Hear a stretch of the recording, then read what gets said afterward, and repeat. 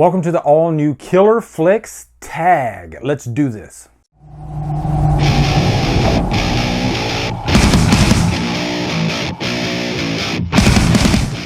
What's up, guys? If you don't know about my page, Killer Flicks, definitely check it out. It's our Facebook group, and I'm always looking for new ways to be more interactive with the group.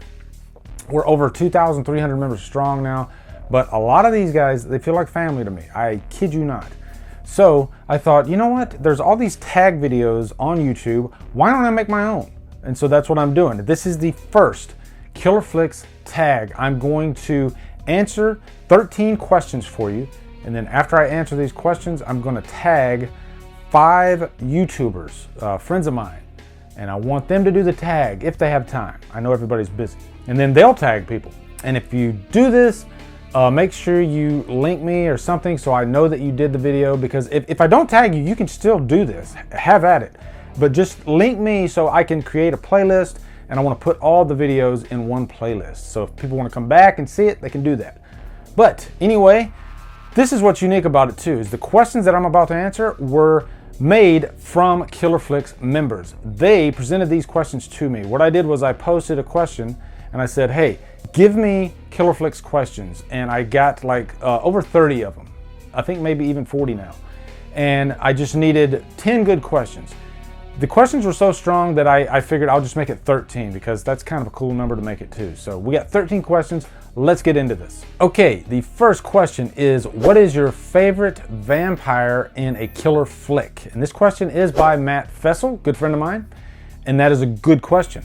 And the answer to that is the vampire Lestat from Interview with the Vampire. I think Tom Cruise did such a great job as the character of Lestat, because he rides that line, you know. He's seductive, but he's also really scary at times. And he always has Louis or whoever on a string. He really is the puppet master of this whole thing. And I love the ending of that movie. Number 2, Levi got bored. He wanted to jump up here with me. But number 2, what was the first killer flick that opened up your eyes to the world of horror? And this question is by Mason Lake. As far as I can remember, I believe it's Friday the 13th Part 3. I'm having a sleepover with my cousin, and I see Jason squeezing the guy's head, and the eyeball just like pops right out at the screen. Scared the crap out of me. But ever since then, I've been chasing that high. Number 3 is by Jake Kulkowski. What is a really standout location for a killer flick? And I've always had this thing for movies that are set in the snow. I don't know why. Like movies like 30 Days of Night. So I guess my answer to that would be The Thing. That's one of the big reasons why I love The Thing so much, is because one of the dangers that they're facing is it's cold, it's freezing, and you could die. And then they got this terrible threat of The Thing. And it's such a cool location. The scenes where Kurt Russell is outside and his beard is just all crusty and frozen, it looks so painful. It really does. Number 4 is my good friend and co-admin, Dylan Clancy. He wants to know, what is a killer flick that you are embarrassed to say that you love? I'm putting Levi down. You know what? I'm not embarrassed of any movie that I love. I'm just that way. I don't care if you don't like that movie. I'm just built like that. But I have recently gotten a lot of flack for my love of The Ice Cream Truck. But I love that movie to death. It's really good, and there's people that hate that movie, and that's fine. But I love it, so there's your answer. Number 5 is by Nick Puccia. Are there any killer flicks that are based on true events, and how true are they? I guess the first movie that comes to mind on that would be The Strangers, because The Strangers was based on true events. But there have been a ton of horror movies that are based on true events. And how true are they? Most of the time, not that true at all. The Texas Chainsaw Massacre is another great example.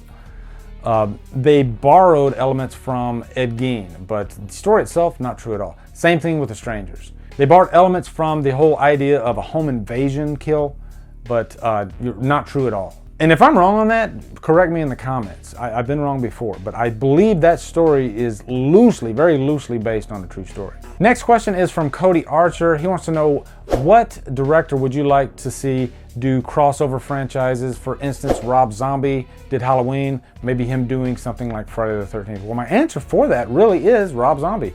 I think the franchise that suits him the best, if he were to do another franchise, would be Texas Chainsaw Massacre, because I feel like a lot of his movies borrow heavily from the first Texas Chainsaw Massacre. So I'd be curious to see what he could do with a Texas Chainsaw Massacre movie. Now, this next question was asked in different forms quite a few times. So 3 shout outs here. Jason Miller, Gabriella Caper, and Lamont Smith. And their question is, what killer flick was the toughest to watch or makes you feel the most uncomfortable? And my answer to that would be Antichrist. That movie by Lars von Trier is unsettling as hell. There's a scene in there, I'm not gonna give it away, but it will definitely take the jaws of life to remove the scene from your skull. So that's a good answer. I'm sure there's a lot more out there, but that's my answer. Next question is from Esther Meeks. She wants to know, what killer flick has your favorite final girl? And in her question, she put other than Jamie Lee Curtis. Esther, Jamie Lee Curtis is not my favorite final girl. Halloween's my favorite movie, but I think Laurie Strode, not the best final girl. My favorite final girl, there's a couple of them. I'll say Amy Steele from Friday Part 2, Sharni Vinson, more recent from Your Next, and then Ashley Lawrence. Those are my 3 big ones. I love all 3 of those final girls. This next question is from Erica Kirkenbauer. What killer flick has the most killer soundtrack? There's so many great soundtracks to horror movies. Horror movies really lend themselves to metal, so if you want just a straight up great metal soundtrack, look no further than Freddy vs. Jason. That is a great metal soundtrack. My favorite soundtrack of all time is The Crow. So many great artists on that one. And The Cure, Burn is one of my favorite songs. And then also Trick or Treat has such a great soundtrack by Fastway. I still listen to it constantly. And I'm talking about Trick or Treat from '86, not the 2009 Trick or Treat. And I'm sure Cody Leach would agree with me on that one. Number 10 is from DJ Castano. What is the single greatest kill from a killer flick? Now there are a lot of great kills to pick from, but I think my favorite kill, there's 2 of them, I'm gonna give you 2 answers. Number 1 is gonna be from Friday the 13th Part 2, the wheelchair kill, because that's just mean, that's just horrible. And then number 2 is gonna be the antler kill from Silent Night, Deadly Night. That kill is just insane, so creative, and visually stunning. Number 11, this question is from Jason Smith. What is the best performance from a killer flick? I think to really care about characters, you have to have a great performance. And so I'm gonna have to give 2 for this one. Danielle Harris and Ellie Cornell from Halloween 4. I think those 2 are like the best pair for a horror movie, like out of all horror movies. By the end of that movie, you love those 2 characters so much, you care for them so much, and that's because of the performances that they give throughout this movie. Number 12 is from Justin Adams. What killer flick location would you like to visit? Actually, I'm gonna give you an answer to a location that I have visited, actually. It's the original Halloween. I went there with my daughter back in, I believe, 2010 to Pasadena, California. Bucket list item. I was just completely floored by how cool this experience was. It was a beautiful, I believe, February day in Los Angeles, and I wanted to move to Pasadena after the experience. It was so cool.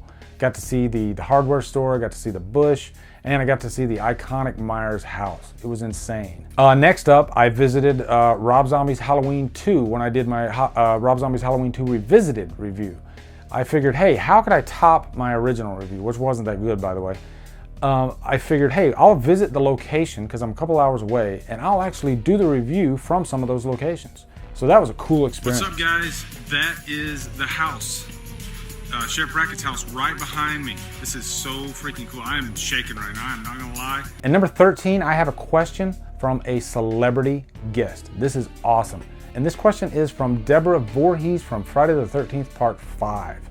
Team for Killer Flicks. What killer do you sympathize with? For me, that's gonna be Frankenstein's creature. And I think the answer to that would be Leatherface, because Leatherface is not really a slasher killer. He's just a scared guy that doesn't want to be bothered. And there's always these teenagers that come around and he thinks they're wanting to mess with him. And so he kills them. And it was awesome for number 13 to be from a celebrity guest that was in a Friday the 13th movie. How freaking awesome is that? So anyway, guys, that's it. That is the Killer Flicks tag. I'm gonna tag Cody Leach. I'm gonna tag Will I Like It Reviews. I'm gonna tag Brian Lomax. I'm gonna tag Emma from Spooky Astronauts. And lastly, I'm gonna tag the Horror Addicts. Looking forward to you guys' answers.